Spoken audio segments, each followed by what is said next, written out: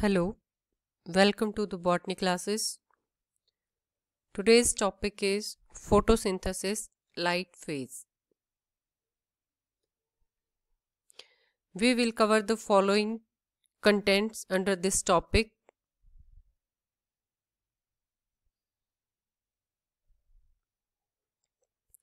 As we all know, the process of photosynthesis takes place in the two phases. One phase is light phase, that is first phase, and second phase is dark phase. First phase is called light phase because it is dependent upon the light, so it is also called as the photochemical phase also, in which light energy is converted into the chemical energy in the form of ATP and NADPH2. In the second phase, that is not dependent upon the light, that can take place in absence of light, so it is called as dark phase. And ATP and NADPH2, which are synthesized in the light phase, are used here in the dark phase for the CO2 assimilation and production of the carbohydrates. Evidences for the two phases. There are various evidences for these two phases, that photosynthesis occurs in the two phases. One is light phase and one is dark phase. First evidence is physical separation of chloroplast into grana and stroma. There are two parts in the chloroplast. One is grana, means जो thylakoids होते हैं वो arranged in a structure one above the other, that is called grana. And what is stroma? That is liquid part of the chloroplast, that is called stroma. So light reactions occurs in the granum part, and dark reactions occurs in the stroma part. When these grana and stroma of the chloroplast are physically separated, once grana part is taken and light is given, जो granum part है उसको लिया और उसको light provide करवाई गई with the presence of stable hydrogen acceptor and in complete absence of carbon dioxide, कि वहां पे कार्बन डाइऑक्साइड नहीं है और उसको ग्रेनम पार्ट को लाइट प्रोवाइड की गई in presence of hydrogen acceptor. तो क्या जो एटीपी और NADPH2 है उनका प्रोडक्शन हुआ, उनकी सिंथेसिस हुई. इट मीन्स जो लाइट एनर्जी है वो कन्वर्ट हुई in form of chemical energy without in the absence of CO2 also. In second phase stroma is taken and in absence of light, means dark उसमें लिया गया उसको सिर्फ लाइट के एब्सेंस में, और जो यहाँ पे ATP और NADPH2 सिंथेसाइज्ड हुए थे उनको सप्लाई किया गया. जो ये एसिमिलेटरी पावर थी ATP और NADPH2, इनको ग्रेनम स्ट्रोमा जो पार्ट है उसमें सप्लाई किया गया in absence of light. Light की एब्सेंस से तो क्या देखते हैं कि जो कार्बोहाइड्रेट है वो सिंथेसाइज हो जाते हैं. तो इट मीन्स ये दोनों पार्ट अपना अलग अलग फंक्शन कर रहे हैं. तो इट मीन्स क्या है, जो फोटोसिंथेसिस है उसमें ये दो पार्ट प्रेजेंट है. एक पार्ट ग्रेनम में होगा, इसमें एसिमिलेटरी पावर सिंथेसाइज होंगी, और वो एसिमिलेटरी पावर यूज होती है स्ट्रोमा में फंक्शन के लिए, जहां पे डार्क रिएक्शन सिंथेसाइज होती है. तो ये जो फिजिकल सेपरेशन ऑफ क्लोरोप्लास्ट है, it proves that there are two phases, one is light phase and other is dark phase in the photosynthesis reaction. Second evidence is temperature coefficient. Temperature coefficient क्या होता है, इसको represent करते हैं Q10 से, ratio of the rate of reaction, कि reaction का जो रेट है वो उसका ratio to the at a given temperature and at temperature 10 degree Celsius lower. Means ratio of the rate of reaction, जो गिवन टेम्परेचर है उसके ऊपर जिस पे ऑप्टिमम रेट है उसका, और उससे 10 डिग्री सेल्सियस लोअर पे क्या रेट है उस रिएक्शन का, उनका जो रेशियो होगा वो होता है Q10. और जो ये Q10 है फोटोसिंथेसिस में दो Q10 प्रेजेंट ऑब्जर्व किए गए हैं. एक Q10 एक टाइम पे Q10 है 2 to 3 in case of dark reaction, क्योंकि जो डार्क रिएक्शन के टाइम में जो फोटोसिंथेसिस रिएक्शन है वो बहुत ही फास्ट होती है, तो इसलिए उसका क्या है, रेट हाई होता है. तो इस वजह से जो रेशियो है वो 2 to 3 है. But at the photo light reaction जो फोटोसिंथेसिस स्लो होती है, तो उस टाइम पे जो Q10 है वो 1 होता है, क्योंकि जो रेट ऑफ रिएक्शन है एट दैट टाइम वो स्लो होता है, तो उसकी वजह से जो Q10 है ये 1 होगा. तो ये जो प्रेजेंस ऑफ दो जो Q10 है दो टेम्परेचर कोफिशिएंट हैं, ये भी रिप्रेजेंट कर रहे हैं कि जो फोटोसिंथेसिस की रिएक्शंस है उसके अंदर दो फेजेस हैं, वो दो फेजेस में होगी। एविडेंस फ्रॉम, थर्ड एविडेंस है evidence from the intermittent light, means flashes of light, light के फ्लैशेस दिए जाएं।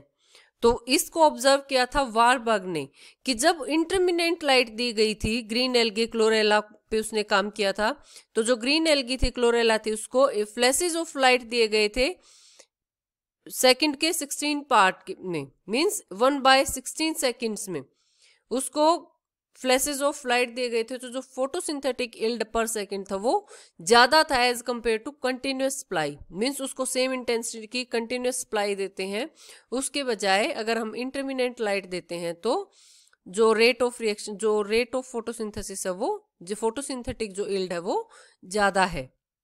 तो this also confirms that one phase of photosynthesis is independent of light, means जो एक फेज है वो लाइट पे इंडिपेंडेंट है।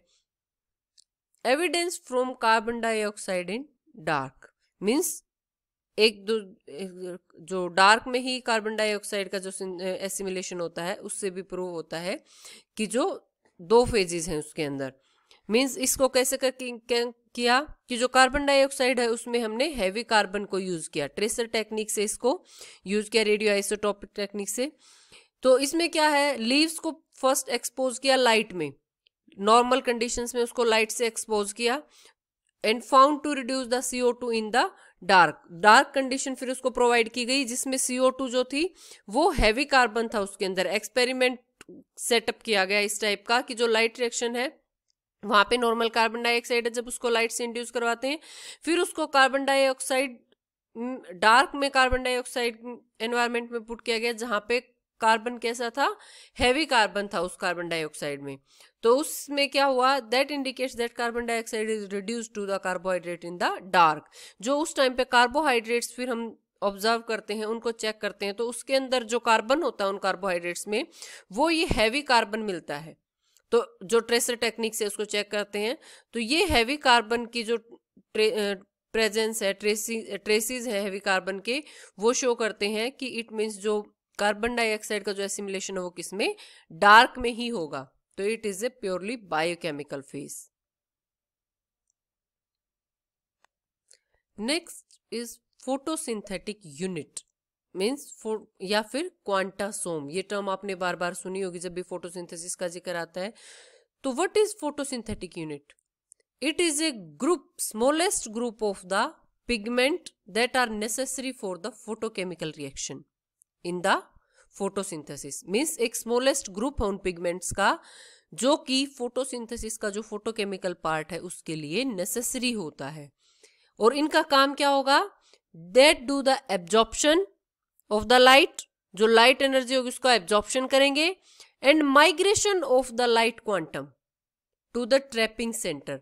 मीन्स जो मेन ट्रैपिंग सेंटर है उसका पहले उस लाइट को एब्जॉर्ब करेंगे और फिर उसका जो मेन ट्रैपिंग सेंटर है उसको वो लाइट माइग्रेट करेंगे ताकि जो भी मेन सेंटर है वो इलेक्ट्रॉन्स को रिलीज कर सके, वो अपनी नॉर्मल स्टेट से एक्साइटेड स्टेट में जा सके। तो ये होते हैं photosynthetic unit, means A small group of pigments necessary for the photochemical reaction that do absorption and migration of the light energy to the trapping center so that it can function well।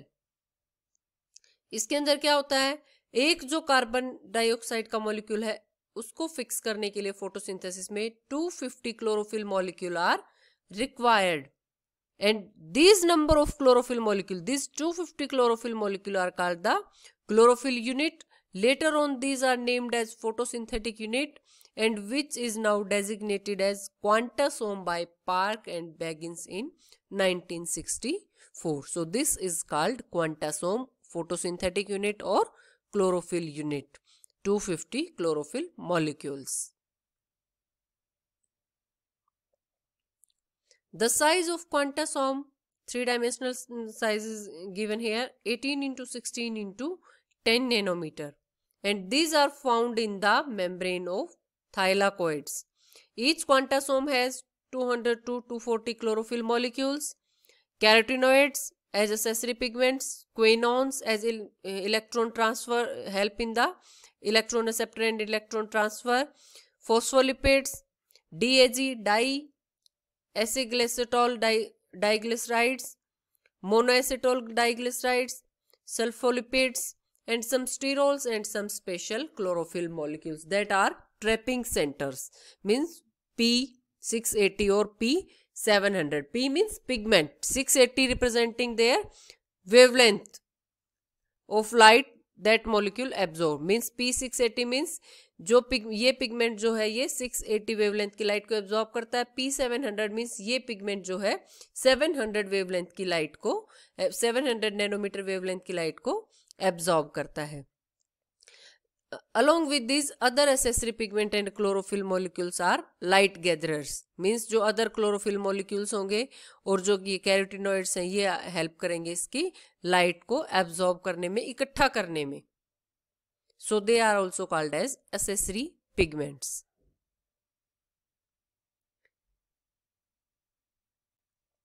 What is the mechanism of absorption and harvesting of light? Light को कैसे absorb करेंगे और कैसे उसको harvest करेंगे, light energy को कैसे chemical energy में कन्वर्ट करेंगे। जो क्लोरोफिल मॉलिक्यूल्स है वो अपनी लोवेस्ट एनर्जी में होता है, ग्राउंड स्टेट में होता है।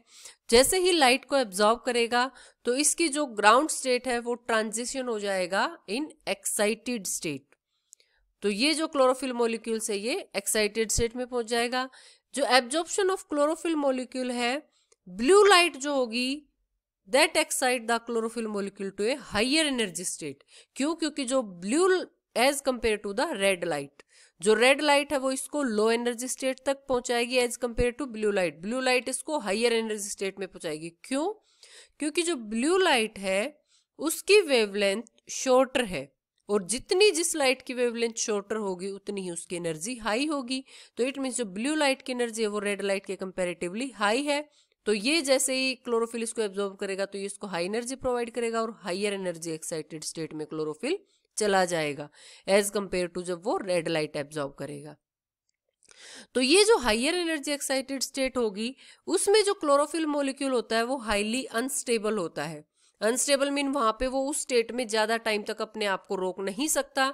तो इस कारण वो क्या करेगा, जो उसकी एनर्जी है वो उसको गिव अप करेगा किस सराउंडिंग में एज ए हीट। और जैसे ही उसको एज ए हीट की फॉर्म में सराउंडिंग में गिव अप करेगा तो वो अपनी लोवेस्ट एक्साइटेड स्टेट में आ जाएगा। ग्राउंड स्टेट में नहीं आ रहा है at a time, lowest excited state में आ जाएगा where it can be stable for a maximum of several second. Nanoseconds के लिए वहां पे ये स्टेबल होगा जैसे ही वो हायर उससे लोअर एक्साइटेड स्टेट में आता है। तो ये यहाँ पे दिया हुआ है जैसे इस टाइप से, जैसे इसने ब्लू लाइट को एब्जॉर्ब किया तो ये हायर एक्साइटेड स्टेट में चला गया। जैसे ही इसने, क्योंकि यहाँ पे हाईली अनस्टेबल होता है, जैसे ही इसको एब्जॉर्ब करता है तो ये कुछ एनर्जी को गिव अप करता है इन फॉर्म ऑफ हीट और अपनी लोवेस्ट एक्साइटेड स्टेट में आता है। और जो लोवेस्ट एक्साइटेड स्टेट इसकी होती है वो होती है जब ये रेड एनर्जी को एब्जॉर्ब करता है। वो जो स्टेट होती है वो इसकी होती है लोवेस्ट एक्साइटेड स्टेट। अब जब जो chlorophyll molecule lowest excited state में होता है और ये जो ग्राउंड स्टेट में वापस आएगा तो इसके 4 फेट्स होते हैं। जब ये इस एनर्जी, क्योंकि एनर्जी को तो इसको भी लूज करना पड़ेगा, तो जो लॉस ऑफ एनर्जी होगा from lowest excited state to the ground state, इसके 4 फेट्स होंगे। मीन्स 4 वे होंगे इसके कि जो एनर्जी को लॉस करता है, 4 तरीके से एनर्जी को लॉस कर सकता है ये यहाँ पे। तो वो जो 4 तरीके होंगे, फर्स्ट क्या होंगे, excited chlorophyll can re emit a photon and thereby return to its ground state. इसको बोलते हैं फ्लोरेसेंस। मीन्स एक फोटोन ऑफ जो एनर्जी है उसको री एमिट करेगा in the form of light. Means light का एमिशन होगा यहाँ से, उसकी फॉर्म में लॉस ऑफ एनर्जी होगा, तो उस प्रोसेस को बोलते हैं फ्लोरेसेंस। और इस टाइप से लॉस ऑफ एनर्जी करके जो क्लोरोफिल है वो अपनी ग्राउंड स्टेट में आ सकता है। One fate is this. Second is the excited chlorophyll molecule can return to its ground state by directly converted its excitation energy into heat energy. Means कोई लाइट की फॉर्म में वो नहीं होगा, सिर्फ हीट एनर्जी की लॉस होगा। जैसे यहाँ पे हायर से लोवेस्ट स्टेट में हुआ है, तो इसी टाइप से यहाँ से जब लोवेस्ट से ग्राउंड स्टेट में आता है तो भी ये हीट एनर्जी निकल सकती है। अपना जो लॉस है एनर्जी का वो हीट की फॉर्म में कर सकता है विदाउट कन्वर्टिंग इनटू लाइट। तो ये सेकंड फेट है इसका। During third phase chlorophyll molecule में participate in energy transfer, means ये अपनी एनर्जी को ट्रांसफर करेगा टू द अदर मॉलिक्यूल्स, जैसे कैरोटीन्स इसको एनर्जी ट्रांसफर करते हैं, तो इसी टाइप से ये भी अपनी एनर्जी जो अदर मॉलिक्यूल्स प्रेजेंट है पिगमेंट यूनिट में, फोटोसिंथेटिक यूनिट में, उनको अपनी एनर्जी ट्रांसफर कर सकता है। तो in which an excited molecule transfers energy to another molecule and come to the ground state. Fourth process is photochemistry. Photochemistry means that is actual, means जो light है वो केमिकल एनर्जी में convert होती है, जो कि फोटोसिंथेसिस में use होती है। तो इसके अंदर क्या होगा कि जो एनर्जी है एक्साइटेड स्टेट में, that converts into the causes the chemical reaction to occur, means जो क्लोरोफिल है एक्साइटेड स्टेट में वो अपनी एनर्जी को लूज करेगा to provide energy to different reactions, और उस एनर्जी की वजह से जो केमिकल रिएक्शंस है वो होंगी, and due to that chemical reactions photosynthesis are amongst the fastest known chemical reaction. और ये जो केमिकल रिएक्शन होंगी उसमें उनमें से जो फोटोकेमिकल रिएक्शंस है फोटोसिंथेसिस में वो फास्टेस्ट केमिकल रिएक्शन है। क्यों? क्योंकि इन चारों फेट में क्या है, कंपटीशन होगा कि क्लोरोफिल से एनर्जी कौन लेगा, किस टाइप से जो एनर्जी है वो लूज होगी, तो जो भी फास्टेस्ट रिएक्शन होगी वही एनर्जी को यूज करेगी। तो जो फोटोकेमिकल रिएक्शंस हैं वो सबसे फास्टेस्ट रिएक्शन है। तो इन तीनों के साथ कंपीट करने के लिए इसको फास्ट होना पड़ेगा उस एनर्जी को ट्रैप करने के लिए। तो इस वजह से जब इसकी रिएक्शन फास्ट होगी तो ये एनर्जी को ट्रैप करेगी और उस फोटो जो लाइट एनर्जी है उसको केमिकल फॉर्म में एसिमिलेटरी पावर्स में कन्वर्ट कर देगी। That's why it is called photochemistry phase, and this is the fourth phase, due to which the carbohydrate is synthesized and ATP and NADPH2 are synthesized, which are used in the dark phase of the photosynthesis. So this is the mechanism of absorption and harvesting of light energy into chemical energy.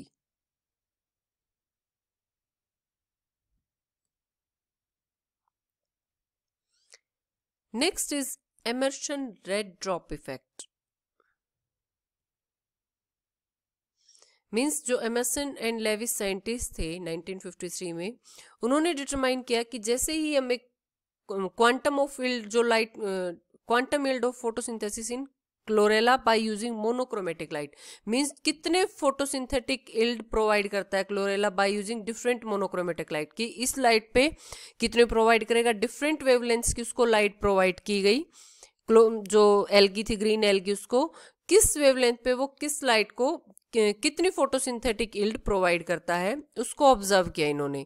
तो उसमें क्या notice किया कि जैसे ही जो 680 wavelength की हम उसको लाइट प्रोवाइड करते हैं, उसके बाद अगर लाइट प्रोवाइड करते हैं तो वो जो क्वांटम यील्ड है वो डिक्रीज हो जाती है शार्पली। ये इस टाइप से कि जो फोटोसिंथेसिस जो यील्ड है, जब तक हम उसको 680 तक लाइट प्रोवाइड करते हैं तो ठीक है, वो एक कांस्टेंट रेट में इंक्रीज होती रहती है, बट जैसे ही जो लाइट है 680 से आगे की वेवलेंथ की जब उसको हम लाइट प्रोवाइड करते हैं 680 नैनोमीटर से, तो जो क्वांटम यील्ड है वो शार्पली डिक्रीज हो जाती है, एकदम से शार्प डिक्रीज होता है उसमें।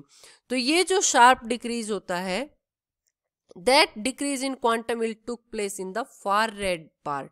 ये जो यहाँ से क्या शुरू हो जाता है, इसका फार रेड रीजन शुरू हो जाता है, और ये इस फार रेड रीजन में जो ये डिक्रीज है इसी को बोलते हैं रेड ड्रॉप इफेक्ट। क्यों? क्योंकि जो रेड रीजन है 680 तक जो रेड रीजन है, उसके बाद का जो लाइट प्रोवाइड करते हैं तो उसकी वजह से इसमें ड्रॉप आ जाता है क्वांटम यील्ड में after red region. That's why it is called red drop effect and discovered by Emerson, so it is called Emerson red drop effect, means decrease in the quantum yield beyond red region of the light, it's called red drop effect. That is Emerson's first experiment.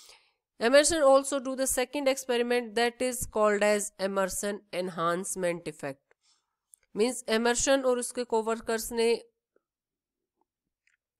Found किया कि जो फार red light, अगर हम जैसे plant को एक बार हम फार red light provide करते हैं फिर रेड लाइट प्रोवाइड करते हैं, तो उनका जो मीन्स फार रेड लाइट में कितना फोटोसिंथेटिक रेट है और रेड लाइट में जितना फोटोसिंथेटिक रेट है, इन दोनों को ऐड करते हैं तो वो कम पड़ जाता है इससे, जब दोनों लाइट हम इकट्ठी प्रोवाइड करते हैं। तो दोनों लाइट जब इकट्ठी प्रोवाइड करेंगे, उसके अंदर जो फोटोसिंथेटिक यील्ड है, जो क्वांटम यील्ड है, वो ज्यादा होती है फार रेड लाइट में जितनी फोटोसिंथेसिस अकेले होगी प्लस रेड लाइट में जितनी फोटोसिंथेसिस अकेले होगी, तो उनसे ये ज्यादा होती है। तो ये जो एनहांसमेंट है इनकी, जब हम लाइट को इकट्ठे प्रोवाइड करते हैं अलग अलग के बजाय, इसको बोलते हैं Emerson enhancement effect. The rate of photosynthesis when red and far red light are given together is greater than the sum of rates when they are given apart. It is called Emerson enhancement effect. This is the second experiment of the Emerson, and these two experiments are important because they found the concept of two photosystem during the light phase of the photosynthesis. हमने पहले पढ़ा है अभी कि photosynthesis दो phase में होती है, एक लाइट फेज में और एक डार्क फेज में। तो जो लाइट फेज होता है उसके अंदर भी दो फोटोसिस्टम होते हैं, और उसको प्रूव किया जो एमर्सन का एनहांसमेंट इफेक्ट है। तो जो Emerson enhancement effect provide essential evidence in favor of the concept that photosynthesis is carried out by two photochemical system working in tandem, means continuously एक दूसरे के साथ वर्क करते हैं but slightly different wavelength optima, means उनकी जो absorption wavelength है वो अलग अलग है। तो जो दो फोटो सिस्टम, उनमें से एक को बोलते हैं photo system 1 represented by P1 and other is pigment system 2, photo act 2 और फोटो सिस्टम 2। हर एक जो फोटो सिस्टम होता है that is made up of 2। First is core complex, जिसके अंदर पॉलीपेप्टाइड्स होंगे कंटेनिंग 40 to 60 क्लोरोफिल मॉलिक्यूल, एक रिएक्शन सेंटर होगा, इलेक्ट्रॉन डोनर्स एंड एक्सेप्टर्स होंगे। Second part is light harvesting complex that contains the antenna pigments and accessory pigment like carotenoids and other accessory pigments, phycobilins, carotenoids and other chlorophyll molecules. Wavelength of light shorter than 680 nanometre, 680 nanometre से जो 680 nanometre या 680 nanometre से जो short wavelength की light होगी वो दोनों pigment system absorb करेंगी, बट 680 नैनोमीटर से जो अबव लाइट होगी उसको सिर्फ एक ही फोटो सिस्टम, जो कि फोटो सिस्टम 1 है, वो एब्जॉर्ब करेगा। Photo system 1 is also represented by P700 क्योंकि ये उस लाइट को एब्जॉर्ब करता है, एंड जो फोटो सिस्टम 2 है that is represented by P680 क्योंकि ये 680 नैनोमीटर तक की लाइट को एब्जॉर्ब करता है। तो these are the concept of two photosystem which are evidence is provided by the enhancement effect of Emerson.